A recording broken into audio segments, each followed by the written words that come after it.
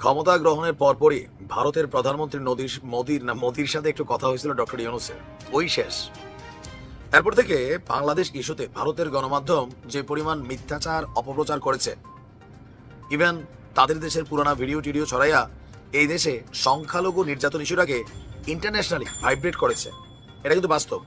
এমনকি বিষয়টা এমন এক পর্যায়ে গেছে যে আগামী 25শে মার্চ মার্কিন পার্লামেন্টে কংগ্রেসে বাংলাদেশের বিরুদ্ধে এক ধরনের শুনানি হতে যাচ্ছে। এই যখন অবস্থা, তবে আমরা দেখছি ভারতের গণমাধ্যম রাজনৈতিক নেতাদের বক্তব্য দিয়ে বলছে যে বাংলাদেশের সাথে সুসম্পর্ক চায়। অপরদিকে ভারতের যিনি সেনাপ্রধান আছেন, এর আগে একটা বক্তব্য দিয়ে সব কিন্তু আউলাই দিয়েছিলেন, আজকে আরেক বক্তব্য দিয়েছেন। এই বক্তব্যকে কেউ কেউ দেখছে ইউনূস সরকারকে। ভারতের সেনাপ্রধান জেনারেল উপেন্দ্র দ্বিবেদী গতকালকে একটা বক্তব্য দিয়েছেন, আবার বাংলাদেশ নিয়ে তোলপাড় শুরু হয়েছে। বাংলাদেশের সাথে এই যে একটা দুর্বিষহ বা ধরেন একটা খারাপ সম্পর্ক। আসসালামু আলাইকুম প্রিয় দর্শক, কেমন আছেন সকলে? আশা করি সকলে ভালো আছেন। বাংলাদেশে যে উত্তেজিত রাজনৈতিক প্রেক্ষাপট এবং যে পরিস্থিতি চলতেছে তারই আলোকে আজকের এই গুরুত্বপূর্ণ বিশেষ ভিডিও। নাইমেলি বেশ কিছু কথাবার্তা বলল ডক্টর ইউনূস। ভারতের মোদী সরকারের সাথে যোগাযোগ করার পরে সেই অনুপ্রেক্ষিতে ভারতীয় কিছু অসাধু সংবাদ মিডিয়া বাংলাদেশের সংখ্যালঘুদেরকে নিয়ে বেশ কিছু বিভ্রান্তিকর ভিডিও উপস্থাপন করেছে। এর মধ্যে একই আলটিমেটাম দিল ডক্টর ইউনূসকে। ডক্টর ইউনূস কি থাকতে পারবে নাকি পড়ে যাবে, এরকম। আশা করি ভিডিওর শুরুতে বিশেষ অংশ দেখে বুঝতে পেরেছেন যে আজকের ভিডিওটা কতটা গুরুত্বপূর্ণ এবং কিভাবে এই বিষয়টাতে ইঙ্গিত করেছে। তাই বলি আপনি যদি ভিডিওটি চালু দিয়ে থাকেন, অবশ্য না টেনে ভিডিওটি শেষ পর্যন্ত দেখার অনুরোধ রইল। সেই সাথে আপনি যদি আমাদের চ্যানেলে নতুন হয়ে থাকেন তাহলে অবশ্য ভিডিওটি লাইক, চ্যানেলটি সাবস্ক্রাইব করে সাথে থাকুন। আর ইতিমধ্যে আপনি যদি সাবস্ক্রাইব করে থাকেন তাহলে আপনাকে অসংখ্য ধন্যবাদ। আমরা কথা না বাড়িয়ে চলে যাব সেই কাঙ্ক্ষিত গুরুত্বপূর্ণ নিউজ স্ক্রিনে। ক্ষমতা গ্রহণের পরপরই ভারতের প্রধানমন্ত্রী মোদির সাথে একটু কথা হয়েছিল ডক্টর ইউনূসের, ওই শেষ। এরপর থেকে বাংলাদেশ ইস্যুতে ভারতের গণমাধ্যম যে পরিমাণ মিথ্যাচার অপপ্রচার করেছে, ইভেন তাদের দেশের পুরানা ভিডিও টিডিও ছড়াইয়া এই দেশে সংখ্যালঘু নির্যাতন ইস্যুটাকে ইন্টারন্যাশনালি ভাইব্রেট করেছে, এটা কিন্তু বাস্তব।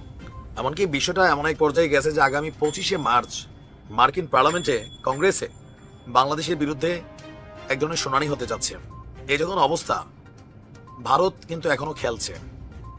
তবে আমরা দেখছি ভারতের গণমাধ্যম রাজনৈতিক নেতাদের বক্তব্য দিয়ে বলছে যে বাংলাদেশের সাথে সুসম্পর্ক চায়।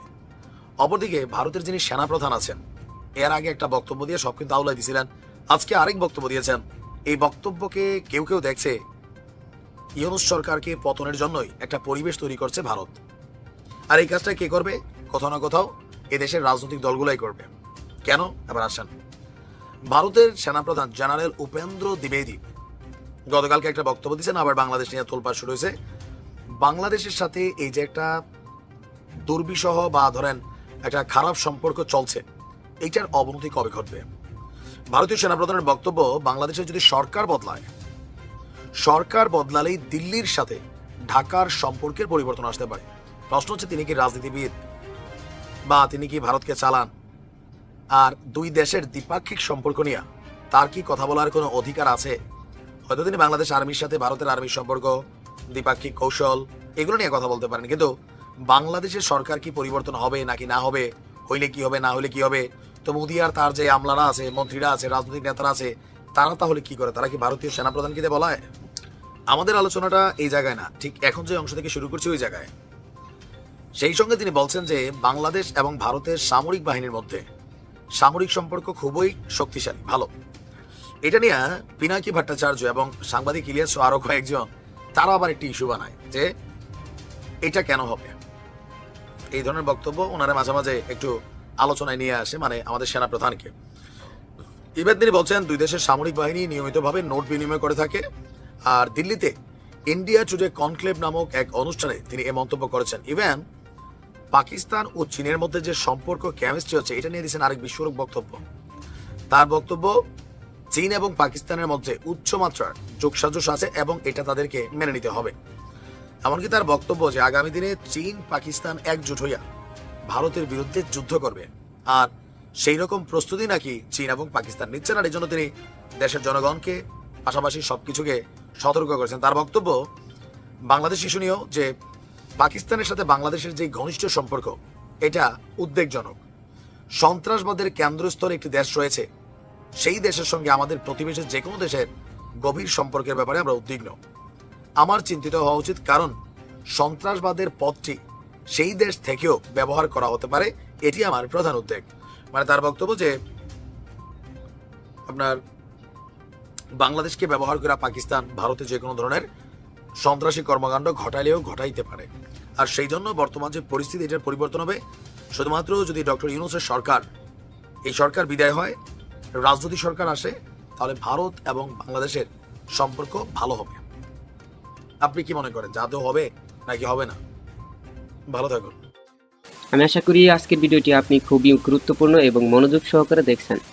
আশা করি ভিডিও সম্পর্কে আপনার কোনো মতামত বা তথ্য যদি থাকে তাহলে অবশ্যই আপনি কমেন্ট করে জানাতে ভুলবেন না।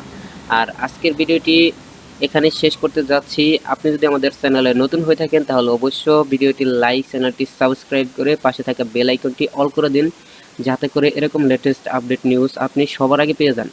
আজকের ভিডিওটি আমরা এখানে শেষ করছি। দেখা হবে পরবর্তী লেটেস্ট নিউজ এর সঙ্গে। এতক্ষণ সাথে থাকার জন্য ধন্যবাদ।